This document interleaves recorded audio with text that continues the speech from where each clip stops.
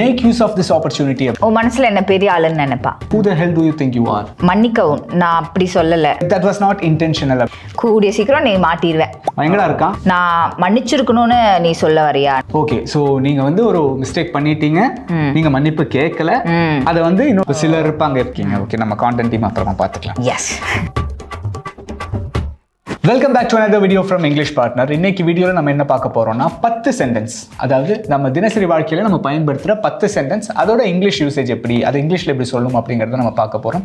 So வீடியோக்குள்ளே நம்ம போகிறக்கு முன்னாடி நம்மளோட சேனல் இன்னும் நீங்கள் சப்ஸ்கிரைப் பண்ணலனா உடனே சப்ஸ்கிரைப் பண்ணிக்கோங்க. பக்கத்தில் இருக்கிற பெல் பட்டனையுமே நீங்கள் கிளிக் பண்ணி வச்சுக்கோங்க. எதனால் அப்படின்னா நாங்கள் டெய்லி கான்டென்ட் போஸ்ட் பண்ணிட்டு இருப்போம், டெய்லி வீடியோஸ் போஸ்ட் பண்ணிட்டு இருக்கோம். எதுவுமே நீங்கள் மிஸ் பண்ண மாட்டீங்க. அது மூலமாக நீங்கள் ஃப்ரீயாகவே இங்கிலீஷ் கற்றுக்கலாம். எஸ். ஸோ வீடியோக்குள்ளே போகலாமா? Yes. Yes. Okay. First one. Yeah. உன் மனசுல என்ன பெரிய ஆளுன்னு நினைப்பா. ஃபர்ஸ்ட் சென்டென்ஸே கொஞ்சம் ஒரு மார்க்கமாக தான் இருக்கு. அவங்க போட்டிருந்தாங்க, நான் உங்களுக்கு ஓகே சொல்லியிருக்கீங்க. ஓகே, நம்ம கான்டென்ட் டீம் அப்புறமா பார்த்துக்கலாம். எஸ். ஸோ இதை வந்து நம்ம இங்கிலீஷில் who do you think you are அப்படின்னு கேட்கலாம். who do you think you are அப்படின்னு கேட்கலாம். அதை இன்னும் கொஞ்சம் கோவமாக கேட்கணும் அப்படின்னா who the hell do you think you are அப்படின்னு கேட்கலாம். who the hell do you think you are அப்படின்னு நம்ம கேட்கலாம். ஓகே, நெக்ஸ்ட் ஒன் போலாமா? இந்த வாய்ப்பு மிஸ் பண்ணாத, இந்த வாய்ப்பை யூஸ் பண்ணிக்கோ அப்படின்னு சொல்றது. அதை வந்து நம்ம make use of this opportunity அப்படின்னு சொல்லலாம். Make use of this opportunity, இல்லாட்டி கிராப் திஸ் ஆப்பர்ச்சுனிட்டி அப்படின்னு நம்ம சொல்லலாம். ஸோ இங்கிலீஷ் இவ்வளோ ஈஸியாக நம்ம கற்றுக்கலாம் வாட்ஸ்அப் மூலமாக இங்கிலீஷ் பார்ட்னர் கிட்ட இருந்து அப்படின்னும் போது இட்ஸ் அன் ஆப்பர்ச்சுனிட்டி. அதை நம்ம மிஸ் பண்ணக்கூடாது இல்லையா? So make use of this opportunity by joining our course. Okay, next one. Okay, மன்னிக்கவும், நான் அப்படி சொல்லலை உங்ககிட்ட அப்படின்னு சொல்றது. ஓகே, ஸோ நீங்கள் யார்கிட்டயாச்சும் நீங்கள் ஏதாச்சும் சொல்லிட்டீங்க, அவங்க கொஞ்சம் ஹர்ட் ஆயிட்டாங்க அப்படிங்கும்போது சாரிங்க நான் அப்படி சொல்லலை அப்படிங்கிறத வந்து நம்ம எப்படி சொல்லலாம் அப்படின்னா sorry I didn't mean that அப்படின்னு சொல்லலாம். ஐ டென்ட் மீன் தேட் அப்படின்னு சொல்லலாம்.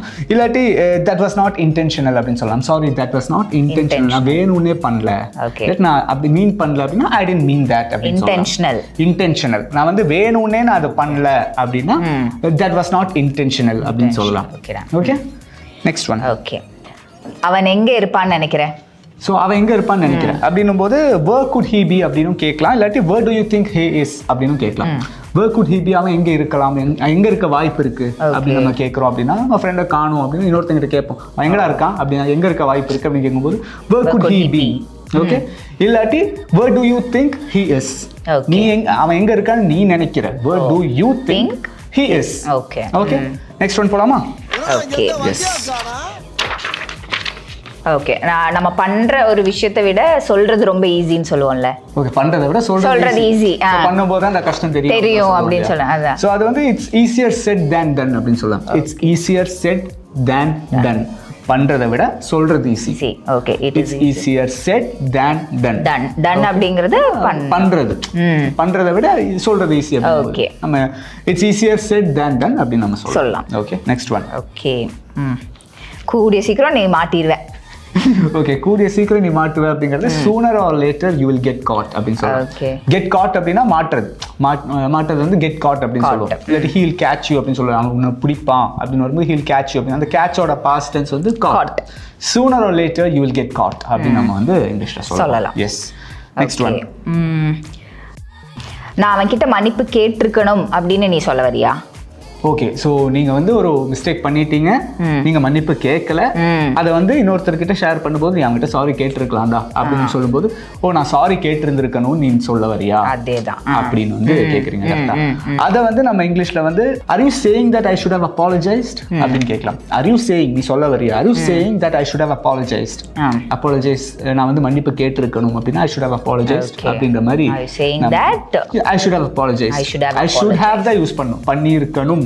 சோ பண்ணல, பண்ணியிருக்கணும்னு சொல்ல வரையானும் போது are you saying that I should have apologized அப்படின்னு வந்து நம்ம கேட்கலாம். ஓகே, என் காரோட ஃபியூவல் முடிஞ்சிச்சு. ஸோ இது வந்து அடிக்கடி நம்ம யூஸ் பண்ணுற ஒரு விஷயம் தான். நம்ம பைக்கில் போயிட்டு இருப்போம், இல்லை காரில் போயிட்டு இருப்போம், பெட்ரோல் முடிஞ்சிடும். ஸோ நம்ம ஃப்ரெண்டு கூப்பிட்டு கேட்போம் இல்லையா, ஃப்ரெண்டு கூப்பிட்டு சொல்லுவோம் இல்லையா, பெட்ரோல் முடிஞ்சிருச்சுடா, அந்த பெட்ரோல் வாங்கிட்டு வரியா அப்படின்னு சொல்லுவோம் இல்லையா. அது இங்கிலீஷில் எப்படி சொல்லலாம்னா my car ran out of fuel அப்படின்னு சொல்லலாம். My car ran out of fuel. My car ran out of fuel. ran out of fuel, running out of fuel அப்படின்னா முடிஞ்சு போகிறது. Okay, so my car ran out of fuel, முடிஞ்சிருச்சு அப்படின்னும் போது ரன்னோட past tense ran. My car ran out of fuel அப்படின்னு சொல்லலாம். Okay, next one போலாமா? என்கிட்ட இருக்கிறதே 50 ரூபா தான். இதுவுமே நம்ம அடிக்கடி யூஸ் பண்ணுற விஷயம் தான். யாராச்சும் நம்ம கிட்ட காசு கேட்பாங்க, வேற யாரும் இல்லை, நம்ம ஃப்ரெண்ட்ஸ் தான் கேட்பாங்க. நம்மகிட்டே காசு இருக்காது மாத கடைசியில். அப்போ நம்ம சொல்லுவோம் எங்கிட்ட இருக்கிறதே இவ்வளோதான் அப்படின்னு சொல்லுவோம். அது எப்படி இங்கிலீஷில் சொல்லுவோம்னா all I have is 50 rupees. all I have is 50 rupees. இல்லாட்டி 100 ரூபா இருக்குன்னா all I have is 100 rupees. Okay, so அப்படி தான் நம்ம அதை இங்கிலீஷில் சொல்லணும். நெக்ஸ்ட் ஒன் போலாமா? ஸோ லாஸ்ட் அவனோட ஷர்ட்டோட ஸ்லீவ்ஸ் வந்து ஃபோல்ட் பண்ணல அப்படிங்கிறது. பண்ணல, ஷர்ட்டோட ஸ்லீவ் வந்து ஃபோல்ட் பண்ணல. he doesn't roll up his sleeve. இப்போ சிலர் இருப்பாங்க எப்போவுமே இந்த பட்டன் அப்படியே போட்டு சுற்றுவாங்க ஆஃபீஸில், ரொம்ப ஃபார்மலாக இருப்பாங்க அப்படின்னும் போது அவங்க ரெகுலராக அவங்க வந்து ஃபோல்ட் பண்ண மாட்டாங்க. அப்படிங்கும்போது he doesn't roll up his sleeve அப்படின்னு நம்ம ரெகுலராகவே he doesn't roll up his sleeves அப்படின்னு நம்ம வந்து சொல்லலாம். Okay, roll up, rolling up one sleeve அப்படின்றது தான். Okay, ton.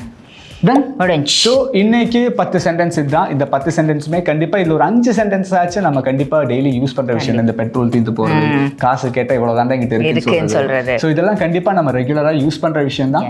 அதெல்லாம் இனிமேல் நீங்கள் இங்கிலீஷ்லேயும் யூஸ் பண்ணி பாருங்கள். ஓகேங்களா, யூஸ் பண்ணி பழகுங்க. ஏன்னா இங்கிலீஷ் வந்து பேச பேச நம்ம புதுசாக ஒருத்தங்கிட்ட பேச பேச மட்டும்தான் நம்மளால பழக முடியும். எந்த ஒரு லாங்குவேஜ்னாலும் அப்படி தான். அப்படி பேசி பேசி பழகிறதுக்கு உங்களுக்கு ஒரு பார்ட்னர் தேவைன்னா தாராளமாக இங்கிலீஷ் பார்ட்னரோட வாட்ஸ்அப் ஸ்போக்கன் இங்கிலீஷ் கோர்ஸ் நீங்கள் ஜாயின் பண்ணலாம். ஏன்னா அங்கே நம்ம பர்சனல் ட்ரெயினர் கொடுக்குறோம். இந்த பர்சனல் ட்ரெயினர் எப்போல்லாம் ஆன்லைனில் இருப்பாங்க? 24/7. எஸ், 24 மணி நேரமே ஆன்லைனில் இருப்பாங்க. நீங்கள் எப்போ ஃப்ரீயோ அப்போ நீங்கள் அவங்ககிட்ட இங்கிலீஷில் பேசி கற்றுக்கலாம். நாங்கள் உங்களுக்கு சொல்லியும் கொடுப்போம். ஸோ நீங்கள் கோர்ஸில் ஜாயின் பண்ணணும்னு நினச்சிங்கன்னா உடனே டிஸ்கிரிப்ஷனில் இருக்கிற லிங்கை கிளிக் பண்ணி கோர்ஸில் ஜாயின் பண்ணுங்கள்.